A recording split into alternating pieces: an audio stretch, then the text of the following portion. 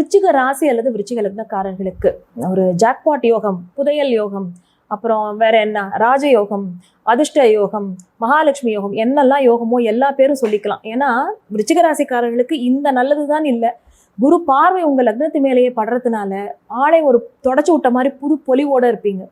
இது நாள் வரையில எவ்வளவு சங்கடங்கள் நமக்கு வந்திருக்கு, இதெல்லாம் நமக்கு ஏன் ஒய் மீ அப்படின்னு சொல்றோம் இல்லையா, அந்த கேள்வி எல்லாவற்றுக்குமே பதில் தரக்கூடியதாக இந்த ஐப்பசி மாதத்தினுடைய ஆரம்பமே இருக்கும். சூரியன் நீச்சத்துல இருக்கார், எனக்கு தொழிலை கொடுக்கக்கூடியவரே அவர் தான், இப்படியெல்லாம் சொல்றீங்களேன்னு நீங்க நினைக்கலாம். ஆனா உங்களுடைய லக்னத்திற்கு குரு பகவானுடைய பார்வைப்படுகிறது, உங்கள் ராசிக்கு குரு பகவான் பார்வைப்படுகிறது. குரு பார்க்க கோடி தோஷ நிவர்த்தி. அப்போ இந்த வார ஆரம்பத்திலேயே குரு பகவானுடைய அந்த அதிசார பயிற்சியோட தான் இந்த வாரமே ஆரம்பிக்கிறது. ரொம்ப அமக்களமா அதகலமா இருக்க போறது. உங்களுக்கு என்னெல்லாம் நீங்க காரியம் நடக்கணும்னு நீங்க பிளான் பண்ணி வச்சிருந்தீங்களோ லிஸ்ட் போட்டு அதை எல்லாத்தையும் நீங்க நிறைவேற்றிக்கலாம்.